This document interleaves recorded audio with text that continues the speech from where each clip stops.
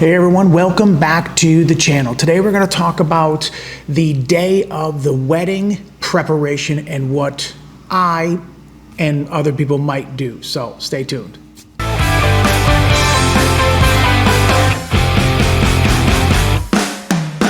Hey everyone, welcome back to the channel. Today we're going to talk about my preparations for the day of a wedding. I already did a video on what I do prior to the wedding, which starts about a week in advance, and I already did that, and I'll link that in the description below.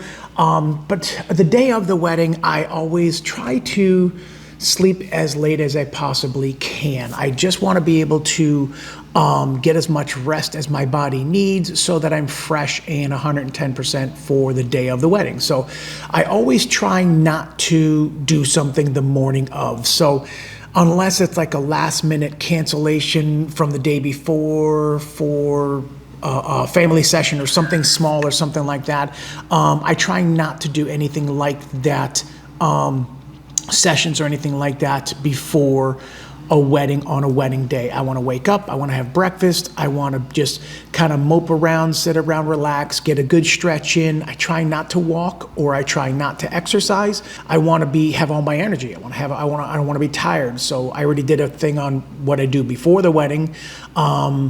So the day of the wedding, I try and get as much rest as I can. So that morning I will get up, rest, grab some orange juice, sit around, relax, go through my emails, do a little bit of business, send a couple questionnaires out, kind of thing like that. But very simple stuff like that. So I get my clothes out. I lay them all up on the bed, get them all ready to go for what I feel like I want to wear that day, depending on the weather, long sleeve, short sleeve, things like that. So the next thing I want to do is I want to grab all my paperwork, which is already set in my camera bag, but I want to look at the paperwork, okay, confirming I'm leaving. I have to be there at this time. So I'll do the Google Maps. I'll make sure I'm leaving at X time so that I'm there at X time and so on and so forth. So I always text the bride the morning of, hey, good morning, it's wedding day. Are you excited? I hope you're excited, something like that. So I always want to reach out to them, hey, and when they reach back and say, oh yeah, I'm nervous or whatever, like that, try and encourage them and just say, hey, just confirm with them. I'll be there at 1 o'clock or X time, whatever like that. And it just reassures to them that, oh my God, Ron's going to be here for 1, or that's right, he's not coming till 1, or whatever it is. So they're not looking at the walk and say, wow, I thought he was supposed to be here for 12 o'clock. The last thing you want them to do is start reaching out to you because they're nervous. So if you reach out to them first, they know and they see that you are definitely on top of things and you're very thorough, and you want that vibe from the bride that day. So wedding day, always text the bride ahead of time, checking in on them, confirming what time you're going to be there. I'm always doing, where we're meeting and things like that, get hotels and things like that. That's all stuff that's done in advance. The day of is everything should be done. It's just confirming everything. Then dressed, grab the stuff, put it all inside the car, put it in drive, check the stuff in the back seat, make sure you've got everything in the back seat. Reaching the arm back there. So then from there, drive to and leave yourself enough time. I'm always there, almost always 45 minutes prior to me supposed to be starting. Not 5 minutes before I'm supposed to start and I show up, 45 minutes to an hour sometimes. I like to get there. I like to walk around the venue. I like to start taking some of my stuff and putting my gear in the corner, put my flashes in the corner, put my poles in the corner. If I've got a little bit of time, sometimes the DJ's there. If I don't know them, I'm introducing myself, wedding coordinator, things like that. But I also try and want to make sure that I'm kind of there ahead of time, getting a feel for the room, getting a vibe for the room, and seeing where the cake is going to be, where the dance floor is, where I should put my poles, where I should set everything up. So that's always very important to me when it comes to that. So that's important to see that stuff in advance. Then putting all my poles together, putting all my lights together, and then I have my separate bag with my camera gear, and I will take my flash with me, my trigger with me, my whatever I'm shooting with that day with me, grab my roller cart, and start heading to the bride. So I always try and get to the bride at least 15 minutes to even 30 minutes before I'm supposed to start. Yes, I'm not technically paid from X to X. So if it's an 8-hour wedding, 6-hour, whatever it is, but when you show up early, you want to introduce yourself. You want to introduce yourself to the wedding party, and you want to talk to the wedding party. You want to see those people that are in there and introduce yourself to them. The moms, anybody that's in there, get to know them by their name. Introduce yourself. Explain, hey guys, I'm going to be taking pictures inside of here, so make sure you're dressed when you come walking out of the room. I'm here. If there's any questions, let me know. But just kind of getting them used to you being in the room, and then stand back. I like to scan the room to see where the messiest part of the room is and where the cleanest part of the room is. Sometimes you have no choice, everything's messy. So you just make do with what you got. Sometimes you have to shoot tighter in order to get rid of the most clutter. All right. So that's kind of what I do. Sometimes I'll take a picture of the clutter because it is photojournalistically the style of the day and the way the day is going. So keep that in mind. So I'm looking for the rings. I'm looking for the flowers. I'm looking for the flat lays. I'm looking for the invitations. I'm looking for all of those different things. So I'm listening to what the brides are doing with their bridesmaids, and I'm taking candid pictures in the back, nothing too posy, not until before they're going to start changing. Taking pictures of the rings, scouting, getting a lot of candid pictures. I'm getting people putting deodorant on, everything else like that. So always have a pair of scissors with you. I have a knife, pair of scissors, cut the straps that they need to cut strap, because a lot of times they're just straight out of the bag and the price tag is still on them. Sometimes the hanging tags are still on them sometimes, so cut them out of the way.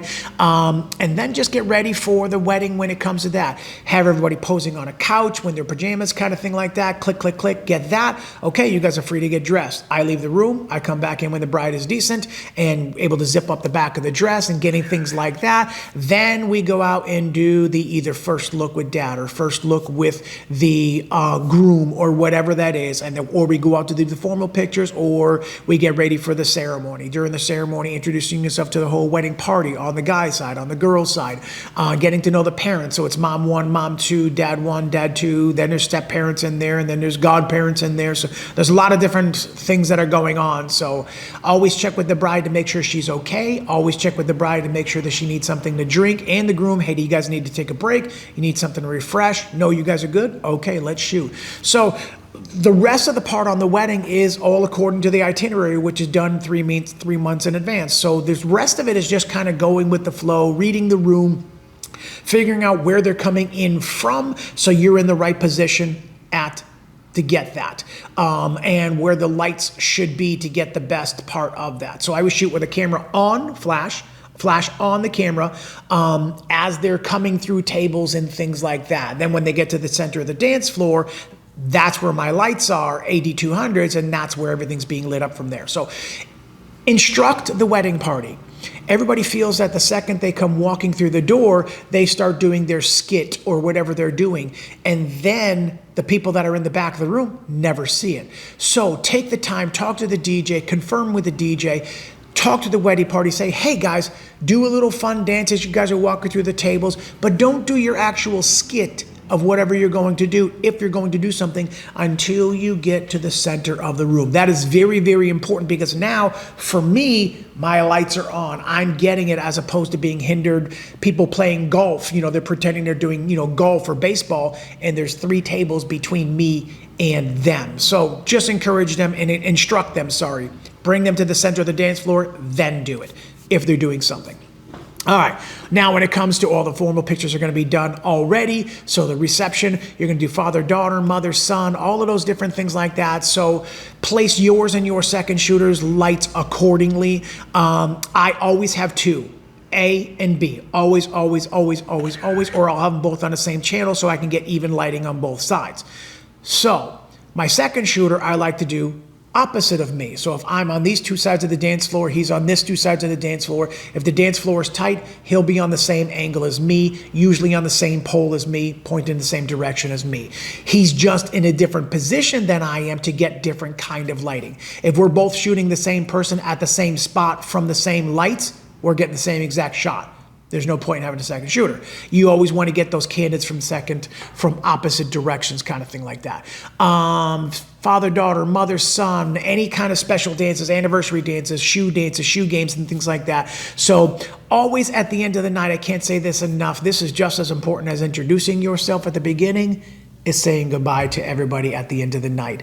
Walk up to them, shake their hands. Thank you so much for your patience today during the whatever. Thank you for helping me with the bride when she needed that, dress bustled or shoes off or whatever it is. And they will thank you for thanking them, because they're like, oh, that's just what I do. And then they're going to say, thank you for doing this. I was like, that's just what I do. So you just want to compliment them, and you want to leave an impression with them that you knew and recognized they were there to help. So recognize that and be aware of that, because this is where those lasting impressions come in. First impression is the most important. The last impression, not the lasting impression, the last impression they see is he actually came up and didn't walk out the door and didn't say hi to anybody and be antisocial. He came up and said goodbye to each and every person in the wedding party, including parents, including grandparents if they're still there. Say goodbye to everybody. Because last time wedding that I did, I went up to the dad and I said, hey, Dad, thank you for your patience. Everything was really good. I hope you had a good time seeing your daughter for the first time during their first look. And he just said to me, he goes, wow. He goes, thank you for keeping everybody organized and keeping a very light, energetic attitude about the whole day, because it made it very fun. Tell you what, do you have a card? I was like, yeah. So I always have business cards. Another subject. I gave him a card. He goes, no, I need 5 cards. He goes, I need a bunch of your cards because I'm going to pass your card out because you're really good at what you do.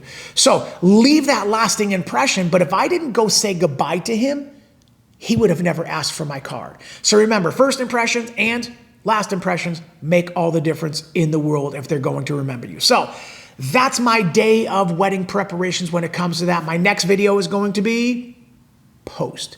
When I come home, what I do, how I do, where I do, whatever. But we're going to do that in the next video. So thank you guys for coming back to the channel. I appreciate it. Today I'm in the studio doing this. So thank you guys for coming back to the channel. Hit that like button, hit that subscribe button, and come back to the channel. And if you have anything different or things to add it in the comments. Add it in the comments below about things that you do that might help me even benefit from doing that. So thank you guys for coming back to the channel. I appreciate your time and looking forward to seeing you in the next one. So remember to keep on smiling because it hurts less. Peace.